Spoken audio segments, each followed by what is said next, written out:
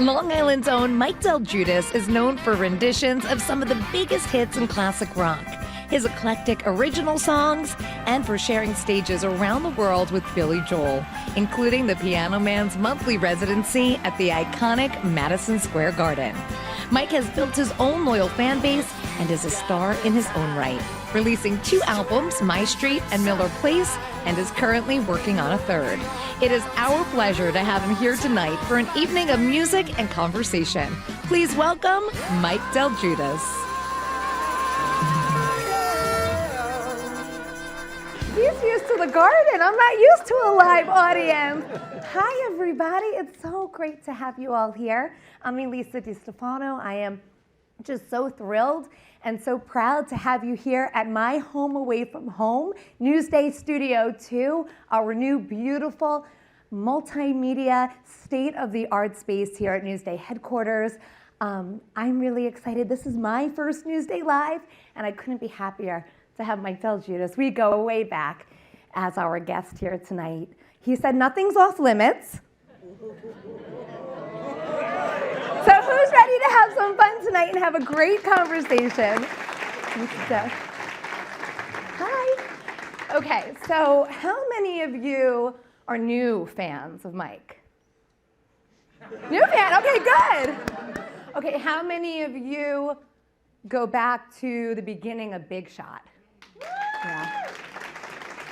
And how many of you go back to Miller Place High School? Anybody from the good old days? All right, you're safe. Good. I think we're good, safe. Yeah, that's good. That's healthy. So let's start from the beginning, Mike. Like, for someone with absolutely no musical talent, like, when do you realize, like, hey, I could sing? And when do you realize, like, hey, I could sing Billy Joel songs? The singing part, I think, happened. I had a neighbor across the street. His name was Billy Dwyer, and he had a band. He was my brother's best friend, my brother John's best friend, who's here tonight. Where's Brother John's best friend? John's here. Well, Brother John's here. Oh, Brother John! Yeah. So we used to go across the street, and I was just, a little snot-nosed kid, just run across the street, and I would peek in the basement window, and they had a band, and they would play Zeppelin and Rush and all kinds of great stuff. And I'd peek through, and eventually they realized I wasn't going away, so they would start to invite me down. And I think I went downstairs, and they played, they were playing Highway Star by Deep Purple. And I grabbed the microphone. It's like a big scream in the beginning of the song, like a high rock scream. So I do the scream, I nail it, they stopped. They were like, oh my God, this kid, whatever. And I kind of saw that little bit of approval, and I was like, wow, all right, I like that. That was nice. And I started playing drums first. I took lessons from Billy, and then moved on to guitar. And then it was all about the Miller Place talent show in 6th grade, which did it all. And what happened during the Miller Place talent show? Well, yeah. So it was me, it was Dennis Capella, who lived on Harrison Avenue, was the next block over, and Mike Ponticelli, a friend of mine that I grew up with. And we went to Dennis's house to practice, and we decided we were going to do Tom Sawyer by Rush. 6th grade, now, very noble, very brave. Listening back, thinking back, I don't think we played a right note. But I remember going over to his house, and I walk into his garage, and we're going to, practice, and I'm looking, and I don't see a drum set. And I'm like, where's this guy's drums? And I look, and he's got a couple of garbage cans, like set up, and he's got sticks. And I said, where's your drums? He goes, this is it. I've never played on a drum set before. I said, so we're going to play Rush, and you're going to play on garbage cans. So we practiced. We did what we had to do. At the time, I think we actually had an extra guy, Billy Swinson, who lived on Tyler also. And then when he realized that there was going to be a lot of kids at the talent show, he chickened out the last minute. So we got up, we did that, and there's a video of this. I have a video of the talent show still. And I remember, we got done with the song. The kids were just screaming. And I was like, all right, I think I could fit in. Because I was a real quiet kid in school. I just hated school. I just despised everything about it. Probably a real mama's boy early on. And No. she made sure of that. She made sure of that. She was crazy, my mother, so she made sure to stay close. But it was just like, I couldn't handle how how evil human beings could be.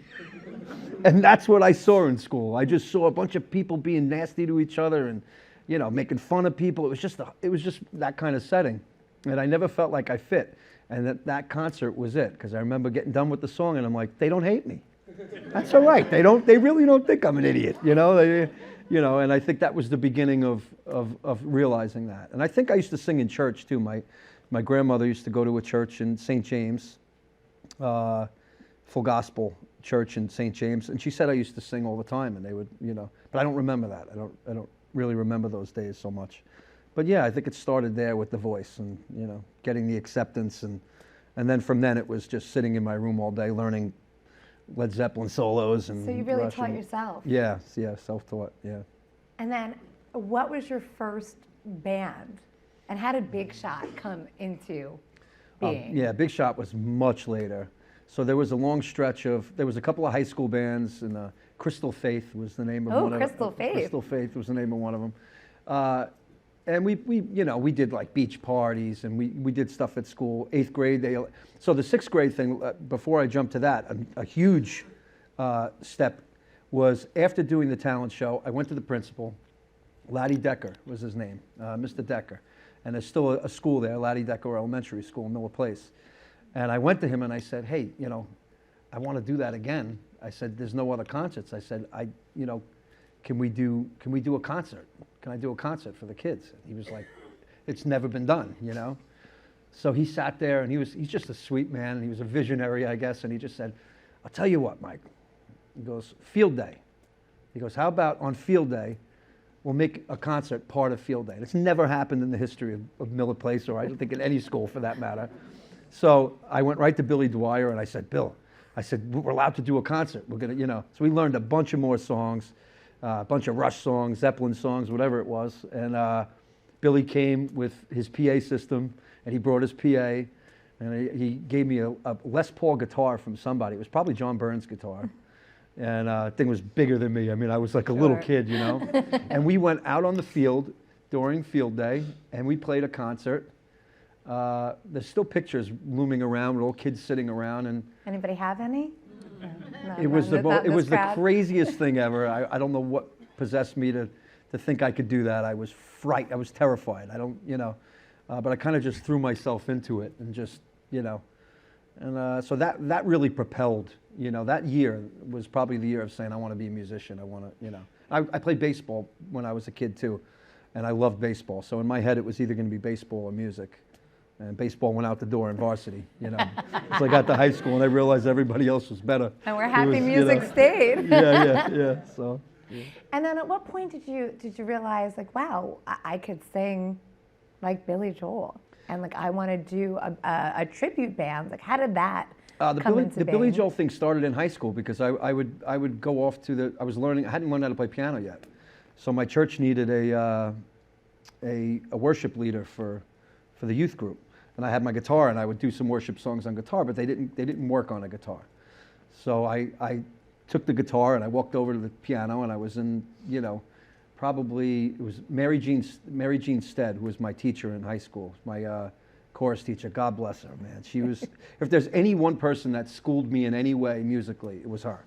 And she was fantastic. How so? Because she was the only, you know, source of like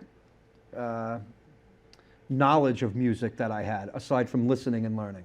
She would actually, like when I learned how to play piano, I would play a D minor chord on the guitar, and then I would walk over to the piano and I would pick out the notes, and that became a D minor chord. And I was using like these 3 fingers. So her biggest achievement of helping me learn how to play piano was she just walked over and goes, Mike, you're doing a great job. She goes, just take your thumb and go like this. And that was it. That was like the extent of my piano lessons. So I just positioning the hand differently, and then we did vocal jazz, and that's where I learned how to read. So I could sight read really well vocally, but I could not sight read musically, which was really strange. But you could put a piece of music in front of me now, and I could sight read it vocally. But if you ask me to read the notes, I'm sitting every good boy, and I have to sit there, you know, like I'm terrible at it. It's just not my thing. And I tend to feel things more than I do, you know, learn them precisely. But she was really instrumental, and vocally really helped me a lot. She was great. She was a great vocal teacher. She's still around and texted me last week, actually. Oh, She's how great. awesome. Yeah. But she's an inspiration. She was great. Just, she was Mary Jean Boyle back then, and then she got married. And she was excellent. We had vocal jazz, which was a big thing. We went to competitions in Miller Place, and we had a great group. It was it was a good time, and a lot of chamber concerts and variety shows. And I was the guy, with not good grades, but they would always ask me to represent the school in a sense. Hey, can you sing the anthem at this thing, or can you? So what did they say? Like one day, like, can you sing Billy Joel? Like how? Yeah, I was playing around. I'm learning a Billy tune, and I was doing Honesty, and Mary Jean came into the room and she goes, "You sound like Billy Joel when you sing that." Mary Jean, we gotta get Mary Jean on the line. Mrs. Stead was it. And then people would pop their heads in from time to time, and it was Elton and Billy a lot. I was learning that because that was what everybody wanted to learn, And I wasn't a huge Billy fan back then. It was just like, but if you're going to learn piano, Elton. I was more of an Elton fan growing up. My dad was a big Elton John fan, so I would listen to a lot of Elton. But the Billy stuff happened then. And then I got my first piano bar gig, and that started everything. That was at Portwind Restaurant in Port Jeff. And I went in and I did Friday and Saturday, and I could barely play. I mean, I hacked my way through these gigs. But it was a lot better than working for my brother doing landscaping because, I mean, you take your pick. You work 9-10 hours with this slave driver, and make about $80, $100 at the time, which was good money. And then, or I just go to Portwind for 3 hours and make $150 to $200. I was like, I think I'm going to do that. It's a little bit easier. So, but that's kind of how it started. And then the Billy, I did piano bar for a long time. Like people talk about Billy doing piano bar, and Billy laughs. He's like, I did piano bar for like 6 months, but I did it for like probably 10 years. And then Big Shot was what, around 2000? Yeah. What I find, like, so many people love Big Shot because they love Billy Joel music, but then there's a whole group of people like me and my friends who really learned to love Billy Joel music because we love Big Shot, which is kind of, fascinating. Like that was our introduction to Billy Joel. Okay. I would say you don't get out much. I would say I'm really young. Yeah. Well, that's good to know, though. It's good to know. Okay.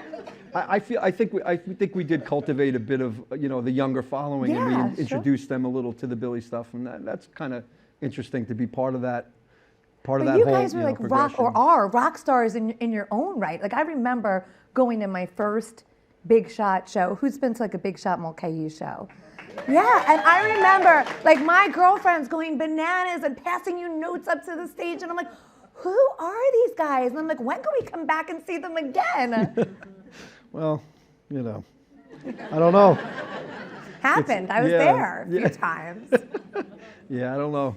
I never, when it comes to playing other people's music, it's hard to ever get any kind of sense of ego. It's someone else's music, So there's never really that feeling. You're just kind of trying to do the songs the best you can, and and it was never supposed to be a sound alike or a look alike or there's a lot of tribute bands that put the wigs and they do the costumes. Like we were never that. I never saw you do we that. were never that, No. And I actually never really wanted to do all Billy. That whole concept started as was going to be a McCartney tribute. Oh wow. Called Wings Over Long Island. That was going to be that was supposed to be and then, but you're on Long Island and you're like, how do you not do Billy Joel on Long Island? So it kind of grew from that, and then, but we've always kind of done, I've always tried to do more music, mixing, and now it's become a lot of that, so, yeah. All right, so Big Shot, I mean, you have a stage named after you, Mike DelGuidice stage at Mulcahy's, one of our, biggest venues. You bring Big Shot not just on Long Island, but all over the country. And then I remember getting a text from you in 2013, probably exactly 10 years ago, like right now, right? Yeah. It was like right now, 10 years ago, saying, hey, guess what? Yeah, that was wow. Hey, guess what? I got a call. Yeah. And I'm going to play with Billy. And I was like, what? Yeah, that was a wow moment, for sure. It was a life-changing moment. All I could say about that day was I was deceived a little by the camp into thinking that I was just going in to rehearse. I remember you said, you're like, I don't know how long it's going to last. I don't know what it's going to be, but I'm so grateful. I'm just so grateful. And then that was 10 years ago. Yeah. 10 years ago. Yeah, that day was nuts. I remember, I gotten called to do, Tommy Burns had asked me to come and do rehearsals. He said, if Billy does a tour for Europe. Because those guys were played with you. They were playing with me at the time. Yeah. And that was a big change for me because I'd made a couple of changes in Big Shot and got Tommy Burns and Chuck Berge in the band, and that kind of opened the door a couple of years later. So when Billy was thinking about doing Europe, it was, Billy doesn't want to rehearse. He doesn't like to rehearse. And it's not that he's lazy and doesn't like to rehearse. He likes to have what he calls the edge. He likes to not know what he's doing when he gets up there because it makes the gig more exciting. If he's got to hunt for a chord, even if he hits the wrong chord, he doesn't care. Because at least it's exciting and it's new and it's not overdone. And I agree with him 100%. So I went in there called to do just the rehearsals. So I went to the Paramount. We were rehearsing there. I did like maybe 3 days of rehearsal. And I remember getting a phone call, and Billy was supposed to be there on a Tuesday, the following Tuesday. We finished the weekend up, and the night before, it was like Monday night, and Brian Ruggles calls me up. He's Billy's sound guy. Yeah. BR, the best. Awesome. Yeah, so he calls and he says, he goes, how you doing? And I said, I'm good. He says, you ready for tomorrow? And I said, yeah. He goes, all right. That's how he talks. Like, all right. And I'm like, what is this? They could just tell there was some creepy stuff happening, I didn't know what the plan was. And so I show up the next day, and it's the morning. I get a call in the morning. And I think BR, it was again, and he said, you know the stuff on guitar, right? And I did not know the stuff on guitar. I was like, absolutely. And if you know it on piano, I'm thinking in my head, I could transpose. I could do that. I could get it from here to there and figure it out. They already had Tommy. I could hide behind him. He's already playing everything. So, and I show up, and Billy's supposed to show up at lunchtime. So we start rehearsing, and we're doing what we're doing. And then we go into the dressing room, and we go backstage where everybody's having a meal, and Billy shows up, and it's a pretty big room back there. And I see him walk in the back room, and I'm just, Is that the first time you'd ever met him? No, it wasn't the first time I ever met him, but it was the first time it got personal. Yeah. I met him in 2002. He knew about Big Shot, and he invited us to the Nassau Coliseum to do sound check for him. It was like a really nice, nod to, hey, thanks for doing what you're doing. Whatever. And that's what's so great about him. Yeah, too, he's the best. Yeah, so he shows up, and I'm shaking pretty much, and I see him, and he's not looking at anyone but me. People are crowding him, and he's getting through the room, and he's just eyes, and I'm, what are we doing over here? And he makes his way, and he goes, hey, Mike, how you doing? I was like, hey, Bill, how are you? And he goes, so you want to get up and maybe jam with us a little bit and play some guitar and, sing some vocals or whatever? I was like, absolutely. I would love that. Still don't know what's going on. Up until that moment, I'm still thinking that I am just doing sound check. And earlier that morning, by the way, past the big moment, which was the question, do you have a passport? That was the question. I'm like, why are they Did you have a passport? No. I don't think I did. I think we expedited it. What I can remember, I had one, but it was expired. So they got it expedited. But, so they asked that question, and I'm like, I don't, why are they asking this? Maybe they want somebody to go sound check in Europe, because Billy doesn't like to sound check, so they probably need somebody to do that. He hasn't done it in a while. I'm still naive, at that point. And we get out on the stage, and he sits down, and I get the guitar, and just jokingly, I start the beginning of Band on the Run, by McCartney, and I start singing, and he starts harmonizing, or it was vice versa, and it was like, wow, we sound good together. That's pretty good, it was pretty cool. And then we did like maybe an hour of rehearsing, and we got done, and we finished. And I was like, what is going on? You could just feel like they all knew, and I was the biggest clown in the room that did not know what was happening. And then he gets up from the piano, and he says, he walks over to the side, and he says, I want to talk to Mike. And then a couple people tried to like get in and see what was going on, and he goes, no, I want to talk to Mike alone. And now I'm like, oh my God, what the hell is going on? So, and we walked around the curtain and we went right by the stairs behind the stage at the Paramount. And he just said, you know, he was really humble and he was really, I don't want to say nervous, but he was kind of like trying to be really respectful of my band and the fact that he didn't want to take work away from my guys because he knows what it's like to employ guys. And, you know, I've had that band for a long time and my guys, I try to be as loyal to them as possible, and we all try to, we're family. We try to keep it like that. And you could tell he didn't want to break that. And he's, you know, we're going out on the road to Europe, and I don't want to mess up anything for you or anything like that. Just wondering if you know, you feel like maybe coming on the road and singing some vocals and playing guitar. And it just got quiet. I can't curse here, right? I'm going to go with no. Right. I just said, are you kidding me? I said, absolutely, they'll understand. I promise they'll understand. This is not going to hurt the band at all. Don't worry about it. He goes, good, hard part's over. Let's go downstairs. We'll talk money. And that was it. We just walked down, and that was the end of it. And then we went downstairs, and that was the moment of discovering, you know, like, you know, you want to talk about the feeling of euphoria. I had never, career-wise, I'd played in front of a lot of people at that point, but there's something, it's like having a vet and putting a supercharger on the vet. You know, it's different, you know, when you play in front of 15,000 doing just a cover thing for somebody else, or you play in front of 15,000 or 20 doing it for that. And it just amped it up, is all I could say. So we went downstairs, and he was smoking a cigarette outside, and we're all just kind of sitting there, and I'm just like taking it all in. I mean, chills all day. You know, like tears, chills, you just the craziest, you know. You want to call everyone in your life that told you you couldn't do it. At that moment, you just want to get on the phone and I go, hope you did. I hope you did. You see? You know, Yeah. da, da, da, da, da. You know, and you just want to tell everyone, you know. And he's outside smoking, and I'm standing there, and he's staring at my arm. I'm like, what's he doing? He's like looking. He's looking at my tattoo. And he goes, what's that? And I go, it's Jesus. And he goes, I thought it was the Cold Spring Harbor album cover. Welcome to the band. You know, that was, you know, it was like, you know, one of those moments. And that day is etched in obviously in my soul. You know, that's a day you never forget. And then the Europe thing happened. And again, I didn't think I was making it past Europe, because really the reason I think that I got asked, first of all, was because Mark Rivera and Andy, the bass player, were both on other tours. So they weren't doing the Europe tour. So I have to thank them forever for not being there, you know. So I know they needed an extra vocal, and the vocals were so great on that Europe tour, and they're even more amazing now because you have everybody back.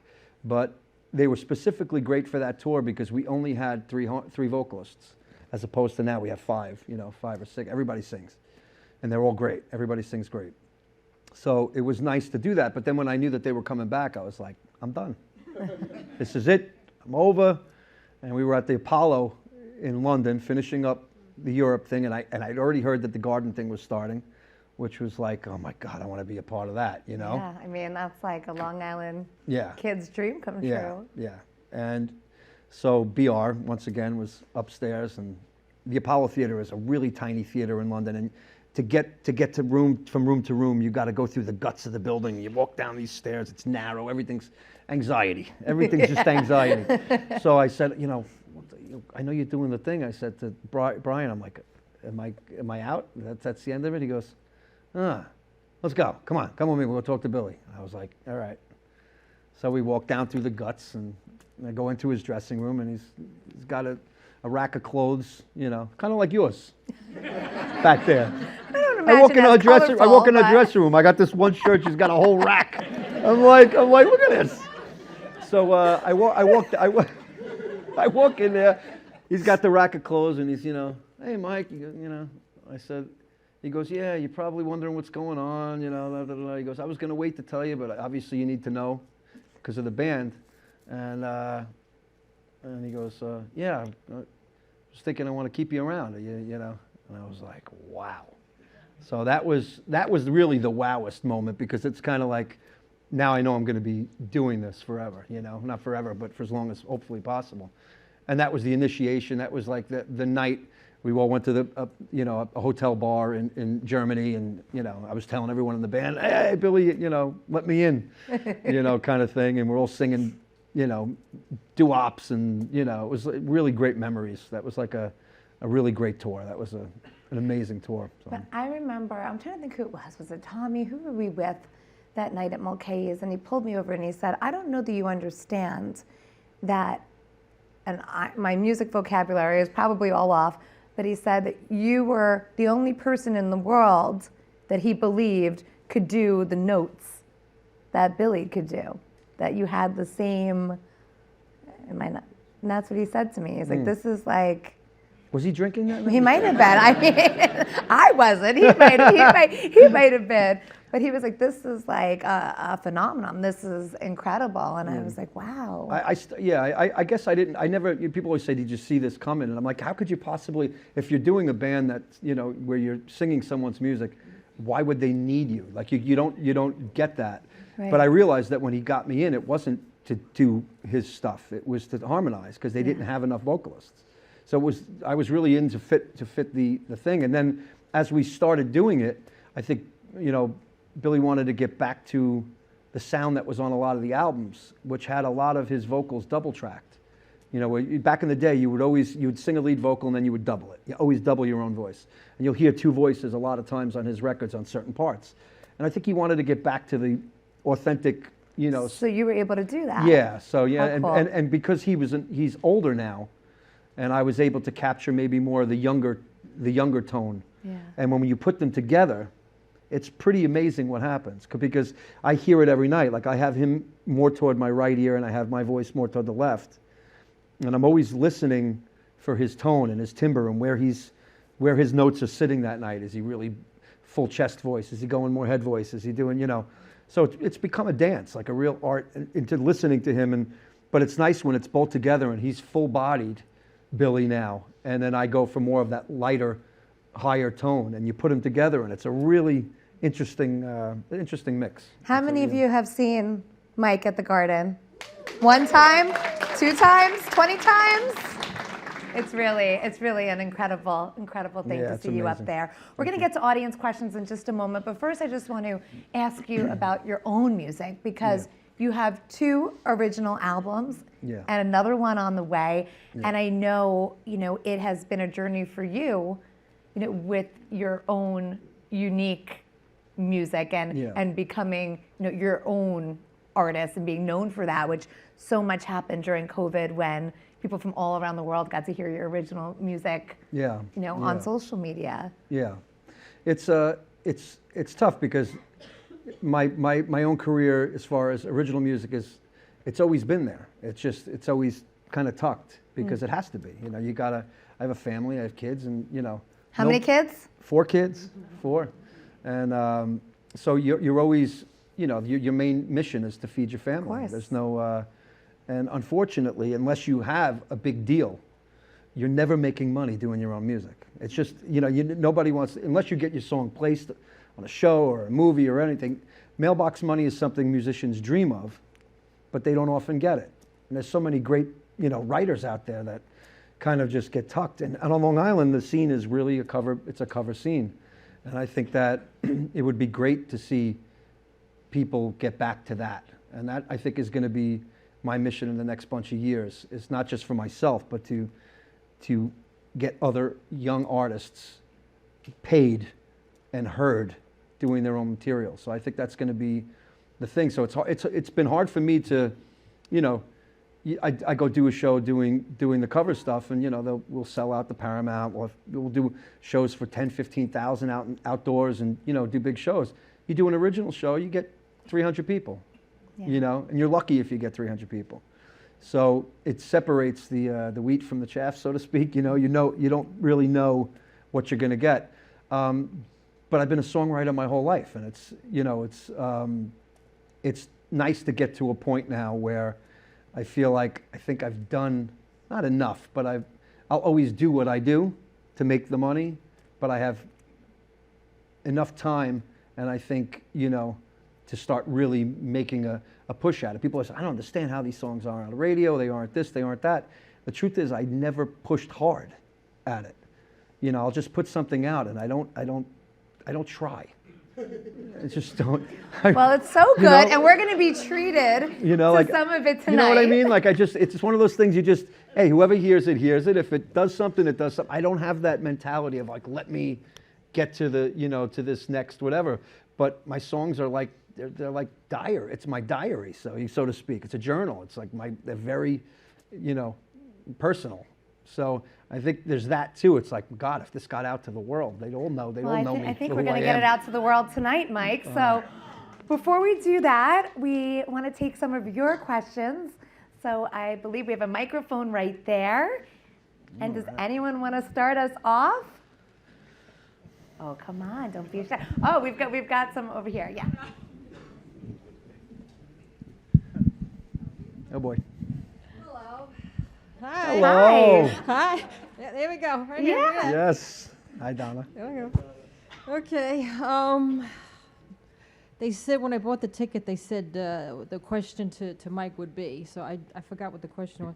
It's you've done a number of cover bands over the years, like Wings Over Long Island and Kid Gloves and a variety of different artists over the years. Why did you finally choose Billy Joel? To stick with him. I don't know. I fell in love with Live from Long Island, which is 1982 video. So I'd never really listened to a lot of Billy. I never had a lot of his albums like I had Elton's albums, but I had that video, and I kind of got infatuated with that video. And that became the vehicle for me to learn his material, and I fell in love with that. And then it became pretty obvious that we had similarities vocally and in different ways. And I think that's just, and then of course, you do a show, and a lot of bands, they have to start, on Long Island, and you do a small bar, and then you work your way up. It wasn't like that with Big Shot. Our first gig was packed to the rafters. It was at the Village Pub. It was in 2000, and literally, you could not get in the door the first show, and it never went down. So I immediately, you would just know it's a testimony to how loved he is and how loved his music is. And at that point, your only job at that point is to just do it the best you can, And again, I've never wanted to be a mock act. I've never wanted to be like him like that, But it was you just love, his music's great. So you do everything you can to do it the best you possibly can. And you don't live under some illusion, or some delusion that you're anything that you're not. You're just playing songs that you like. And I loved his music, and I think that was it. And once we started doing it, and you saw the reaction of the people, it was like, this works. Why would I change that, Love that. Any other questions? Oh, we have one there, and we have one right here. Let's go right here, and then we'll come back over that way. Hi, Mike. Hi, Danielle. Danielle is my merch girl, by the way. Hi, Danielle. Helps me with my merch. What in your songs do you write the music first or the lyrics? Oh, good question. All right. I am definitely I'll write music. I'll come up with a chord progression, and then usually a hook will come, just a certain melodic hook, and I'll work off of that. Lyrics are always last. I've never really written anything to lyrics. It just doesn't seem natural that way, So it's usually just a melody or something like that I have running through my brain, and then everything just kind of flows from there. I think we had another question over here. Give Steve a workout tonight. Yeah. I think he was first. And we have more questions coming up too, so everybody will get to ask. Mike, I've seen the show at the Garden Run 5 or 6 times. It's amazing. Every time we go, hearing everybody sing along with everybody. What's it like for you when the first time I heard you do Ness and Dorna, with Billy supporting you on the piano? What is that like for you? Because That's it's terrifying. Amazing. It's horrible. It's knots in your stomach all the way through the show until it happens. You know, it's stomach aches, it's anxiety, it's everything. The first time it happened was in DC, I think it was 2016, and he apparently had heard me do it online. I did it in my house I made a video of me doing it at my house, and Billy Zampino, who was Billy's friend for a long time, he was on the tour for a long time, forever. He must have went to Billy and played him a version of me doing it in my house. So then we're at a stadium. There's like 45,000 people at the stadium, and we're in the middle of the show, and I hear him start to play the interlude, you know, the middle section. What is he doing? You know, what is he doing? And he does it, Billy does this thing, he won't look at you, he just kind of gives you this, like, you know, he's playing, and he does that, and his back is to me, like literally his back is to me. And I'm like, oh my God. You know, and it's a do or die, it was a do or die moment, because it's a high note, there's a lot of people, there's YouTube, there's people making videos all over. If I crack, it's over. I mean, literally, it's a joke. I'm a joke in a matter of seconds. You know, this whole thing, this has all been a facade. They found me out. I'm a fraud, you know, and it was that moment. And I went for the note. I hit the note. I held it really long, too long, and I got a stomach spasm, like right in my diaphragm, just like, I mean, like somebody was squeezing me to death. And Billy jumps up off the piano, giving me hugs, and Tommy comes running over, crowd's going nuts, and I am dying in pain, dying in pain. And that is no joke when I say dying in pain. I walked off like maybe 5 minutes later, just had to collect myself because it was that bad. And that was nerve-wracking, but the most nerve-wracking was showing up the next show at the Garden and seeing it in the set list. Oh. And it was not early, it was late in the show. So it was right after, always after River of Dreams and before now it's become the kind of the prelude to Italian Restaurant. So, I mean, when I first saw that on that list, that night was absolutely terrifying. I was sick, physically sick to my stomach. And I can't say that there are still nights that I absolutely have stomach ache going up to that song. And the minute that song is over, it's like I'm a new person. So it's nerve-wracking, it's scary, and there's been so many great tenors that have done it. So there is this desire to just do it justice. But there's also, for me, there's a desire, you know, I like opera, but I never liked classic opera because I feel like the voices were too rigid. You know, so if you go to like a Bocelli now, he's not as rigid opera as like a Pavarotti. And Pavarotti is one of the first people that I saw do it, and he's the best, always be the best. So I think to me it's become the dance of having my own voice in it and not being too rigid and only giving it the rigidity, if that's a note, if that's a word rather, giving it that when it's needed, going to the full opera, open opera voice when it's needed, but being more of myself throughout the song so that my voice doesn't get, you know, that I'm not just trying to mock somebody else or act like someone else. So it's become a dance over the last bunch of years, and it's a hard song to sing. It's hard to stay in tune. It's hard, and then there are nights that, you know, can't hear the piano, and we don't do it with an orchestra like these, you know, everybody else does it. So it's scary. It's scary, but it's been a blessing, obviously. But I never saw that coming either. That was blindsided. Billy, I always say it's Billy throwing me to the wolves. You know, it's like, and Tommy said to me after, he's like, that's what he does. That's what he does. He kind of looks and goes, hey, you want to be on the stage? This is what you got to do. You know, go ahead, good luck. Here you go. Cuomo wanted to get on stage and do an introduction for the Coliseum, right? And he got booed. And, you know, Billy's kind of thing is, well, you want to come on my stage? This is what happens. You know, what are you going to do? You're at your own risk here. You could do it, but you're at your own risk, you know, so there's that. We have one more, so you want to go right? This gentleman's waiting. Hi, Mike. First of all, I want to thank you for helping us get through the pandemic with your Live from the Porch series. Thank you. What a pleasure.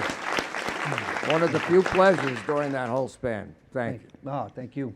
A question I have for you is, how and when did you come across the new guitar player you have in your band? I think his name is T.J. Jordan. Tom Jordan, yeah. And how freaking good is he? Tom, I did a rehearsal with TJ many years ago doing an original thing, like one rehearsal. And I never knew him to be a crazy player because he was just playing, you know, for the original song. And then out of nowhere, it was like, I think he filled in one night for us. And it was just like, I remember just being midway through a song and he went to a solo. And I've had a lot of guitarists in the band, obviously, people that, you know, play in front of a lot of people, some that don't. And it was a big night. It was like a Paramount night. And, you know, you gotta come to the game ready to play. And you can't just stand there, you can't just whatever. And I've had guitarists that have froze, like deer in the headlights, you know, when they get in front of people, that amount of people. And we got to a certain solo, and I just looked over, and he's just, his hair is flying, and the fan just happens to be hitting it so perfectly, and it's blowing, and I look over, and the light's on him, and I'm like, are you kidding me? You know, and he's just like blowing chops, and it's every night that I look over at either Joe or anybody else, and I'm like, believe this guy. Like, he's the guy that says, give me the ball, coach, give me the ball, you know? And he's a team player. He's an unbelievable player. I mean, I don't think I've ever heard him hit a bad note. I mean, he literally just has got confidence. There's guys that play lead guitar. I'm not a lead guitar player. I was when I was younger. I'm not an improvised kind of player. I'm definitely an acoustic finger picking player. He is just one of those guys that no matter where his hands fall on the neck, he's in the right place. And it's with confidence, and it's with whatever. He's fantastic. Yeah. Yeah, he's a powerhouse. And his hair is just beautiful. I can't really, you know. All right, who's ready to hear some music? And then we'll get to some more questions. Okay? Yeah. Take a drink. Yeah. Okay, excuse me, I'm gonna Yep. go right this way.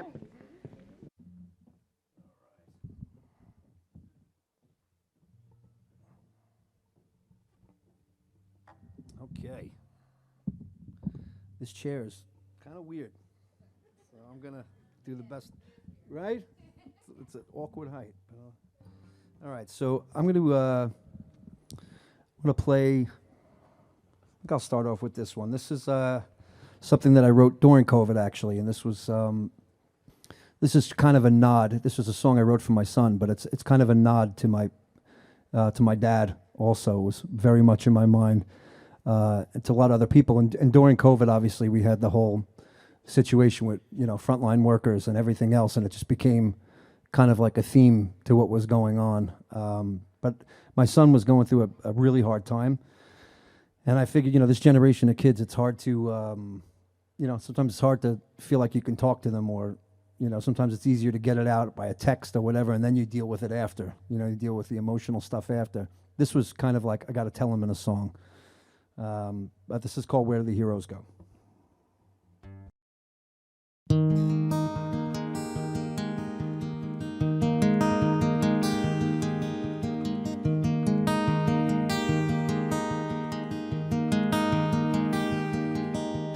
Hey there, son, let me talk to you.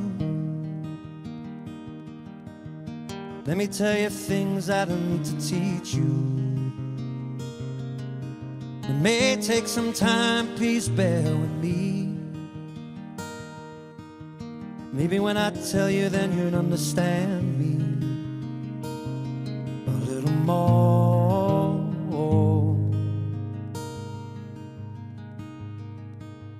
Hey there, Daddy, you remember too Patty's Day Parade, Tyler Avenue, rocking on your shoulders to the sound of drums. Nearly 7 years old, but every ounce your son. Where do the good ones go? Where do the heroes go?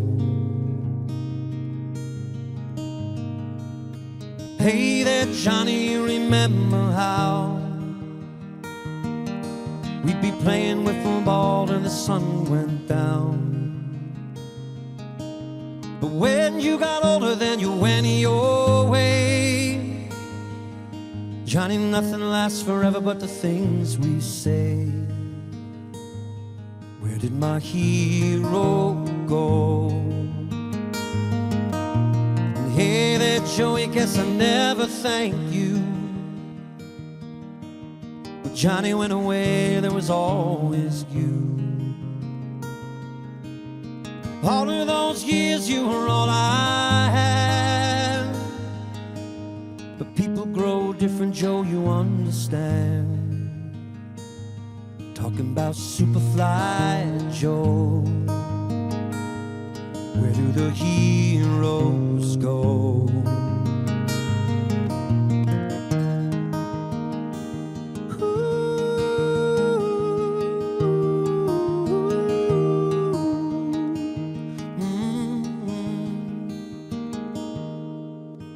Hey there, Colby, let's get back to you.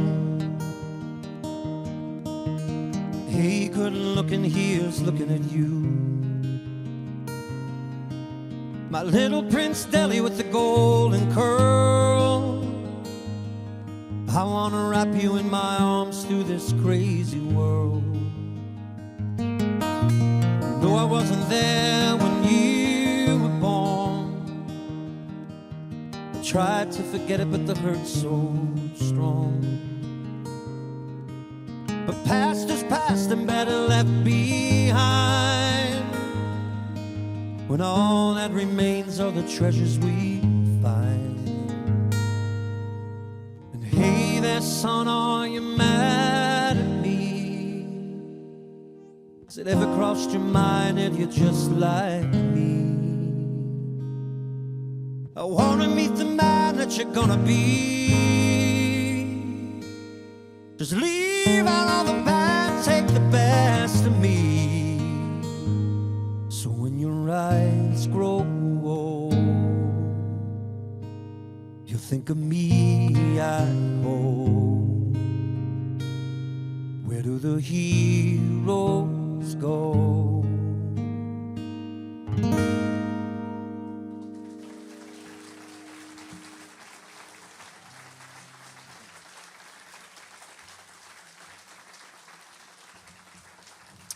Thank you. All right, this is something that is going to be on a new album if it ever comes out.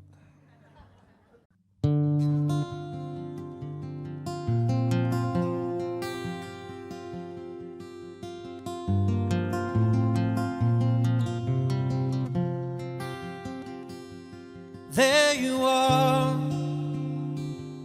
looking just right. Well, it was so long ago, yet it feels like it could be tonight. And here you are, year after year, pretending that no one noticed what seemed so clear. It was just the right place, and always at the wrong time. Can there be a right way to make everything alright? Or can we find the right way to make it alright? We can dance till the morning underneath the pale moonlight. And there you were, dancing in the light. It's like a scene from a romance novel. We were great that night. And here you are, year after year, pretending that no one will notice what seems so clear. That we were just the right place, and always at the wrong time. Could there ever be a right time to right all the things that went wrong? Can we find the right way to make it all right? We'll make love till the morning underneath the pale moonlight.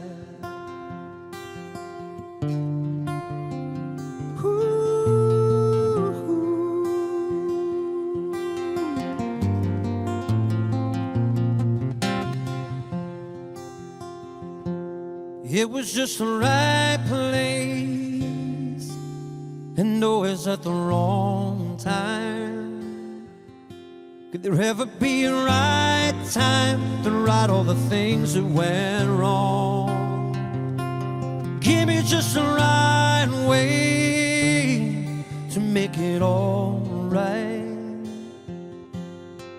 We'll make love till the morning underneath the pale moonlight. Can we find the right way to make it all right?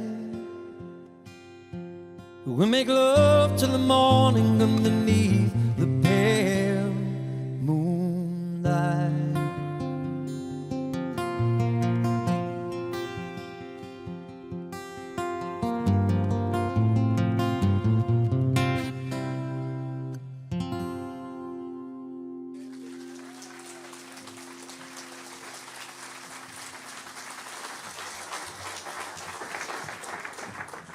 When the new album comes out. Yeah. When? Close. How close? Pretty close. I just keep writing new stuff and I keep adding it, kind of adding it to the stuff. So yeah. I love that. I love both of those songs. All right, we're going to open it up to some more questions. We have one we have one in the back, and then we'll come up here. How you doing? Good, how So are you? Billy has a lot of guests at his concerts. We saw him in Minneapolis when Axl Rose came out. Is there anyone in particular that you found yourself kind of starstruck to meet at any of these shows? My favorite by far is Brian Johnson from AC/DC. He was being a classic rock guy, I guess I was geeking out a bit. And he's just this little powerhouse, you know. He's a short guy, you know. Him and Billy are like eye to eye, you know. And he just comes out and he's just screaming, you know, and killing it. And everyone in the band is just ear to ear. But there's so many great people. I'm a big John Mayer fan. It was great to watch him play. I mean, you're talking about like Tony Bennett was unbelievable. Sting was, Sting doing Big Man on Mulberry Street. That was pretty awesome. A lot of great, and then we had some, great girl singers like Pink was just ridiculous. Miley Cyrus was great. People put down Miley, but she's very underrated as a vocalist. She's a great singer and attitude to boot. She's a big rock fan, and we do like the little Zeppelin clip at the end of You May Be Right. She was on the other side of the stage. She didn't know we were going to do it. And then, we start, and I start singing, Rock and Roll by Zeppelin. And she's like trying to find out where it's coming from. She doesn't see Billy singing it. She looks over, she sees me, and she's just beelines for me, and she's just right next to me, screaming and singing, So we've had a lot. Billy Gibbons was my recent favorite from ZZ Top. And he was one of the nicer ones, really respectful to the whole band. And some of the guys get up there and, they say hi to Billy, they give everyone a glance, and they do their thing. The most difficult, I don't want to say this because this is... We can't say it's just between us. It's not, so maybe after the show. I'm going to keep that to myself. But he's unbelievable, and the reason he's unbelievable, who I'm not going to say, is because he's that much of a pain in the... But it was great. He's another idol of mine too. So you've had some fun, Kevin James. Mike wrote right? Yeah, the theme Kevin, song to Kevin's show. Yeah, Kevin is awesome. I will see him this week. We're doing something. We're getting together this week to do something. So I'm excited. But and I'll get to probably in the next batch of songs. I'll get to the one that I did with him. But yeah, he's been great. Yeah. And getting to act on the show was awesome. That was cool. Doing the finale with Chris Rock and Adam Sandler. That was great. Good stuff. Okay, we have another question. I'm right up here.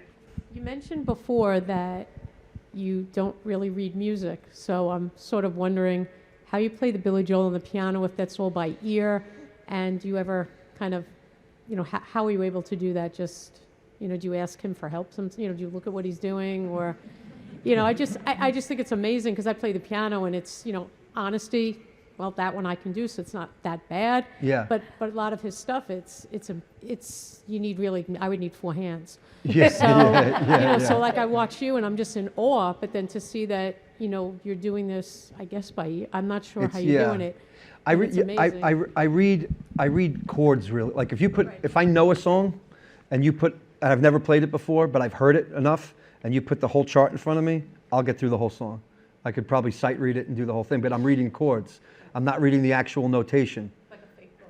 A fake book kind of situation. Okay. But my ear is what then will take the individual notes that he's doing, and then it's always within the chord or somewhere close to the chord, and then I'll figure that out by ear and do that stuff by ear. So it's more of getting the chord base in my head of what the chords are, and then the individual note stuff comes later.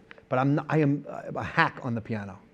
And I mean that when I say like it's not the instrument that I'm like, oh my God, let me jump on this, and it's become more of everything has kind of become an accompaniment to my voice. And when you're dealing with playing accompaniment, you're not trying to solo a lot. There's no instrument that I play on that you'll hear me do crazy solos. If I'm playing drums, it's all about pocket and feel and time and making sure it feels good and sounds solid. I'm never going off and doing some crazy solo. Same thing with on bass. I love bass guitar because of that. It's an anchored instrument. Piano, it's tough playing Billy because there's a lot of solo stuff. And I had a lot of trouble over the years with that, and it took a lot of years for me. As my ear developed, it became easier for me to hear what he was doing. And then now my hands will just go to, I can hear something now and my hand will just go right to the right note. But that took a long time. That wasn't, And if there's anything in, like Vienna, the beginning to Vienna, which is, very hard to play. And he messes it up as much as I do. So there are certain nights where he'll just look over, he'll go like this, and we all laugh. But it's a similar thing where every time I got to play that, I'm like, oh God, here we go. And it's because it's just an odd hand position. And so there's always going to be difficult things. And for that, there's a couple of songs like that I did the Every Good Boy Does Fine. And I went on to the notes and I said, what is that? And then, but I'm not a quick reader that way. But as far as the chords, I'll get through, give me a chord chart or something I've heard and I'll get through it. Yeah. That's amazing. All right, any other questions? There we go, right there in the back.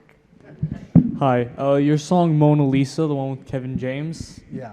Is there anything in particular you wrote that song about? Yeah, I wrote that about Christina and my wife. We grew up together, and in Miller Place.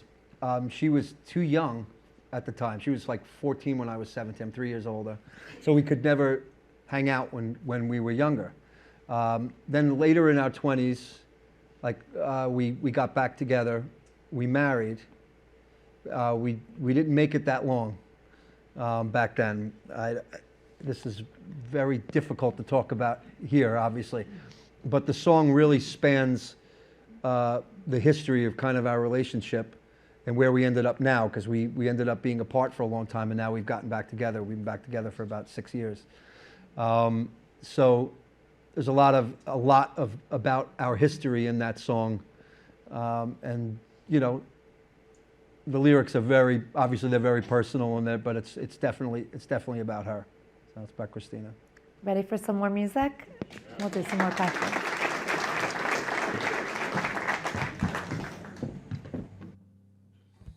And this one I usually play Mona Lisa on the piano. I don't have a piano here, so it's going to be a little weird. This is one of those moments of having to transpose it in my head and not screw it up, but I'll give you as much as I can of it.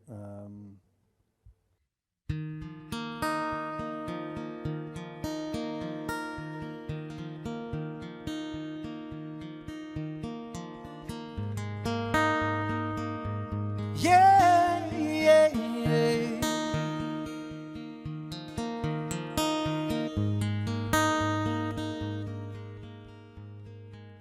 You are my sanctuary, my Mona Lisa. You always had my heart, even when we were young. You always eased my worry with just one look I found. So past the complication, it seems so easy We shared our old religion. The walls are crumbling down. There was no damn good reason for why we let love down. I'm on your inside now. You're in my lost now found. You make me get so high and never touch the ground.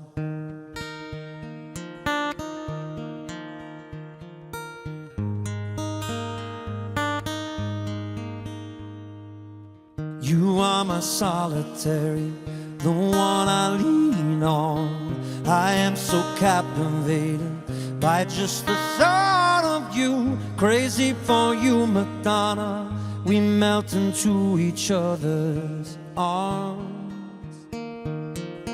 I'll be your Romeo. Drink me your poison slow. I'm not afraid to fly. Don't let me touch the ground.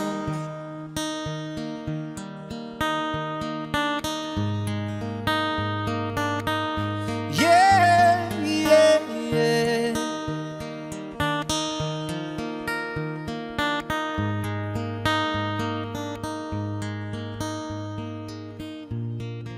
Could all the things that brought us down turn into reasons to work out? Love has to die sometime. Ah, ooh, ah, ooh,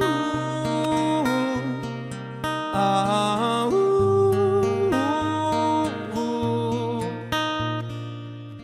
You are my sanctuary,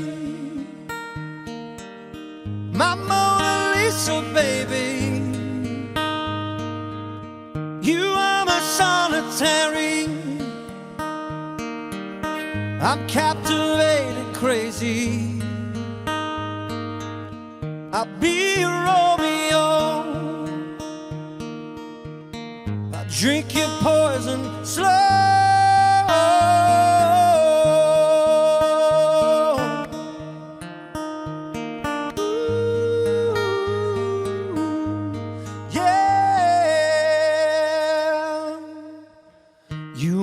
Sanctuary, my Mona Lisa. You always had my heart, even when we were young.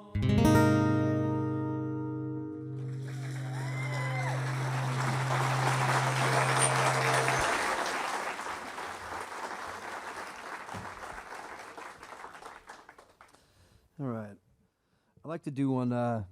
It's a special one. I got a really great opportunity when Billy did close the Coliseum to open for Billy, which was, you know, finally getting a chance to do my stuff in front of definitely a bigger audience. This is one of the songs. This goes back a long way. This was after a divorce. I wrote this for my daughters at the time, and it's kind of a spiritual tune in a sense, where it's a conversation between God and myself, and what I perceived at that time to be God.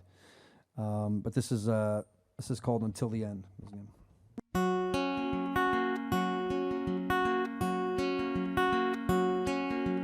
Did you find me there again, outside our own hotel?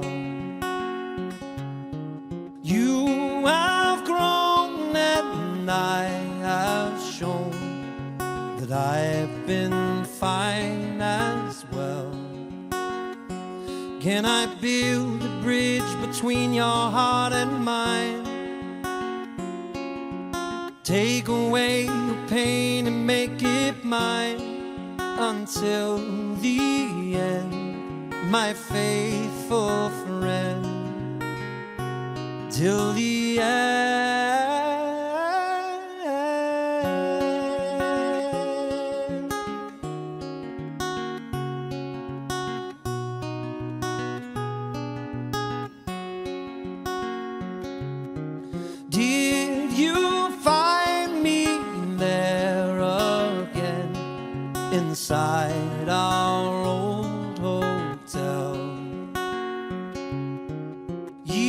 years have gone and still you're on my mind, but can you tell? Will you look for me if I cannot be found? Say to me you'll always be around until the end, my faithful friend, till the end.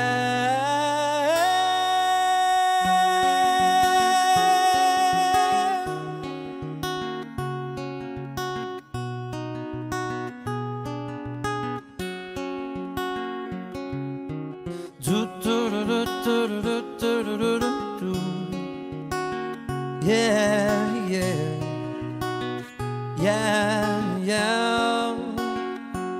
I will look for you if you cannot be found. Say to you I'll always be around until the end, my faithful friend, till the end.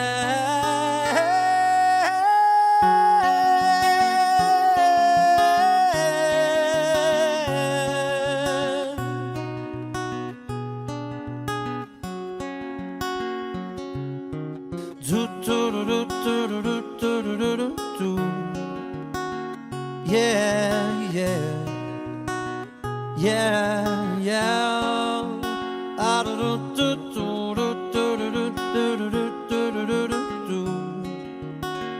Yeah, yeah, yeah, yeah.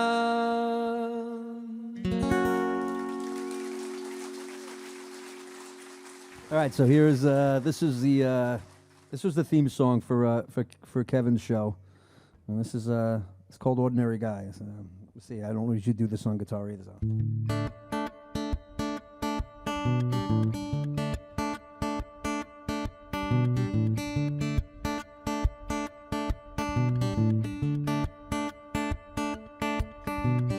I don't want no ordinary feeling. I don't like no particular style. Tattoos and high heel shoes, I just ain't got no time for you. I am not your ordinary guy.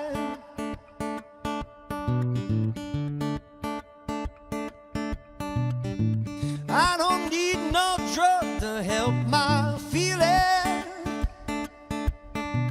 Something you just got down deep inside. Candy face, sweet perfume, I ain't got no desire for you. I am not your ordinary guy.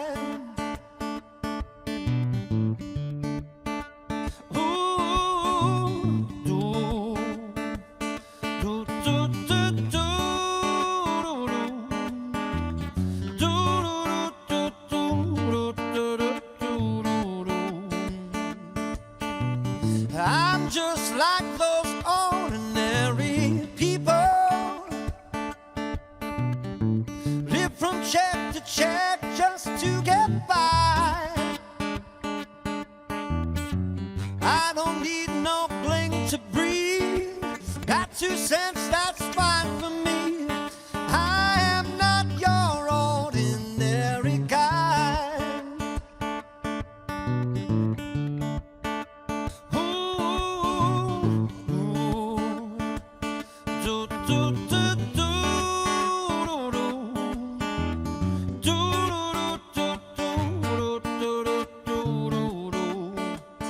You know that I could let my heart slip off a shelf if I relied or took advice from someone else.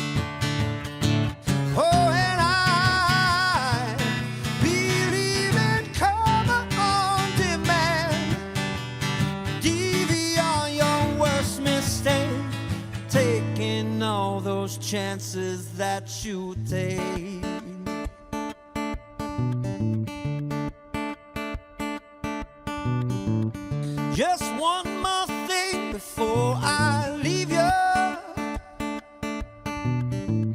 just one little breeze before I fly. I don't know what I could do.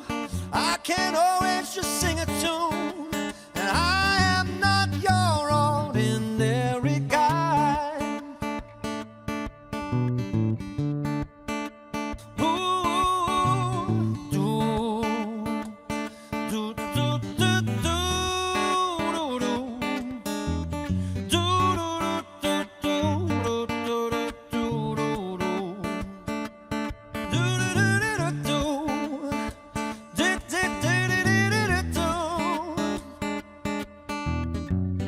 Don't want no ordinary feeling.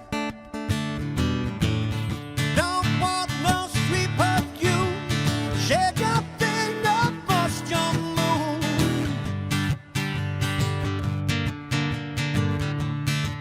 Oh yeah. Don't want no high heel shoes. I just don't want those.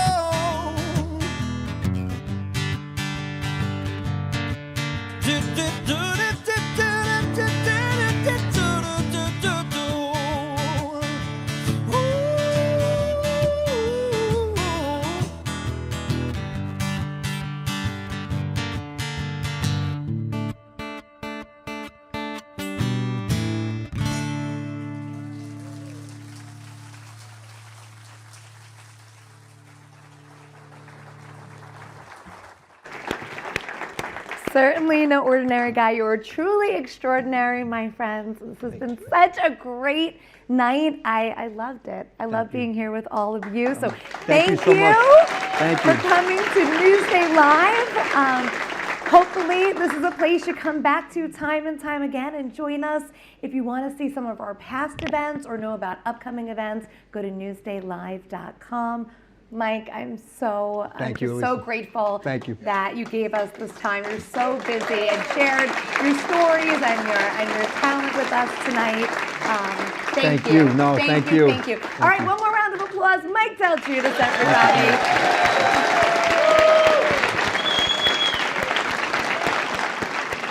Appreciate you.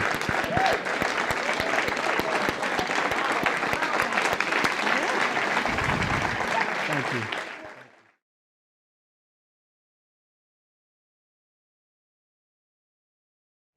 Thanks so much for watching our Newsday Live here in Studio 2 with Mike DelGuidice. I hope you enjoyed it as much as we did.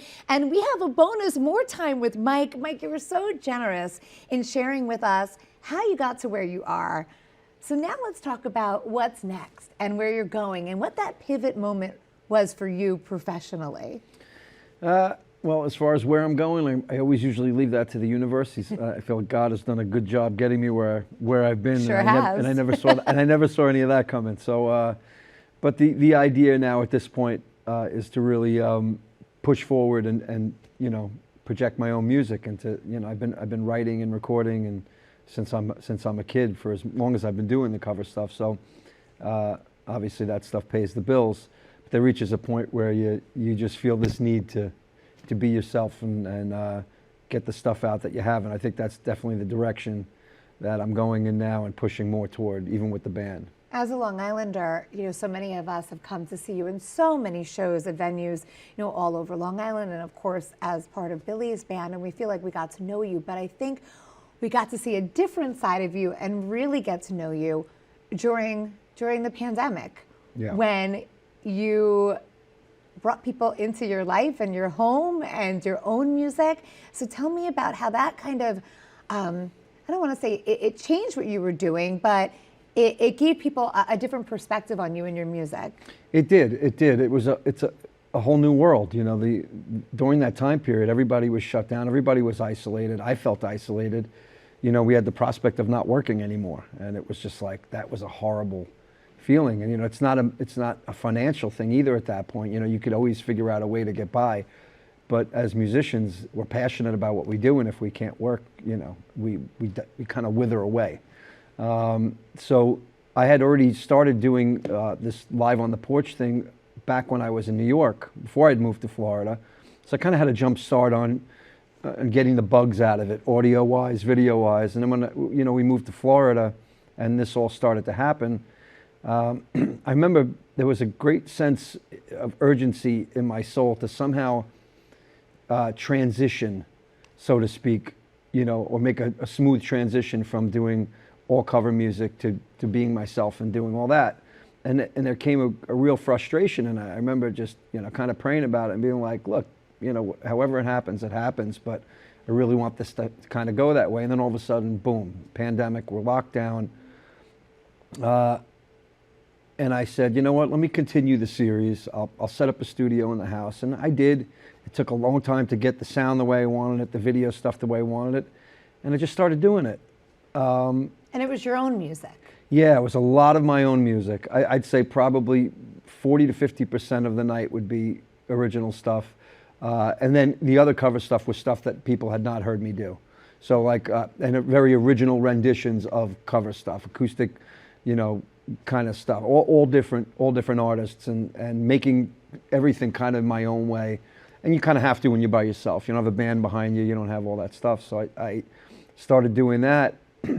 And you watch the numbers. Everybody was home at that time. Yes. So, and the numbers started really jumping, and it just became this thing. And then, frontline workers and all that whole thing, and people were dying at an alarming rate. And I had just finished the release of Where Do the Heroes Go?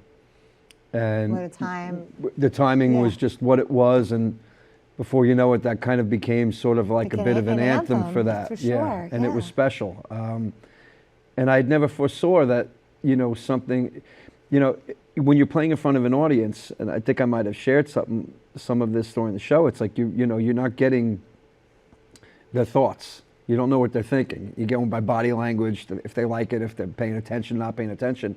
It was really great to be able to see people's thoughts on the screen, and to see people comforting each other, and it became a family. And we have one of our family members who coined the phrase "the porch family."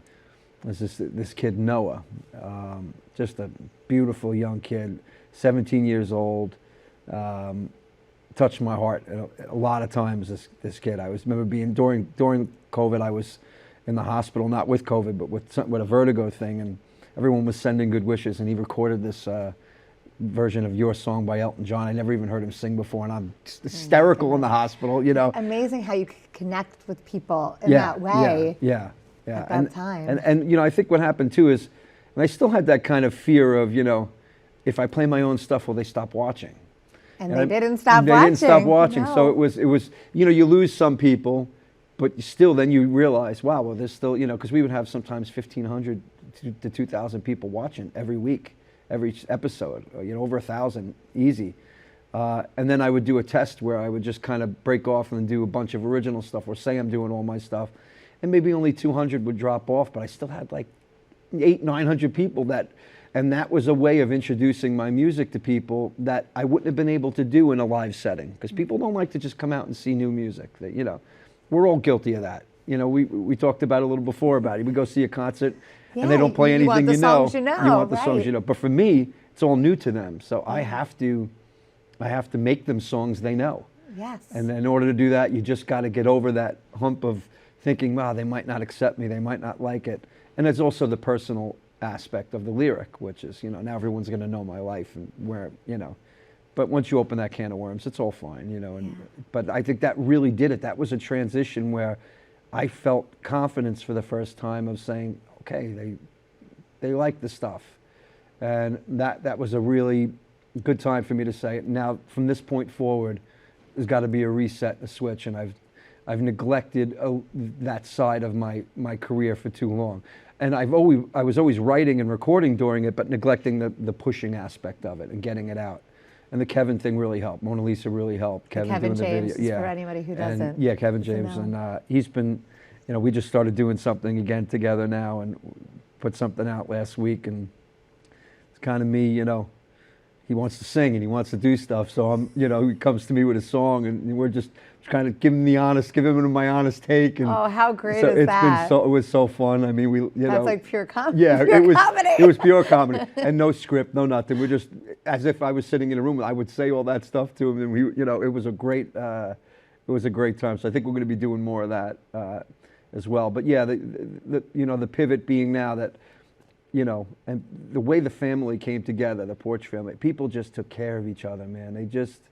It became something really special. People became friends. People traveled from all over the world to come to shows, to meet other people that they met during the pandemic. And you created that. Like, that's got to feel like really special. Yeah, it feels really special. But again, once again, as usual, when things happen the way they're supposed to happen, you don't see it until retrospectively you look back and you're like, wow, what was that? Yeah. And seeing that, when I look back and I see the transition of the episodes and the amount of people, and then Billy allowed me to do one of my Porch episodes on his Facebook, so that blew up. There was like 3,000 people watching that night. It was major episode. And everything just helped, everything kind of got boosted. And now we're in a position now being back into doing live music where I've really switched even the shows that were, we've there's a little bit of, questions about Big Shot being on the marquee or not on the marquee. And what's happened over the last bunch of years is that we really don't play all Billy anyway, all night long. So we would get people that would complain and say, you're advertising yourself as a Billy tribute, but we come to the shows and, but they love what we're doing. But so people complain, Mike? Oh, yeah, right, yeah. Not here. No, never.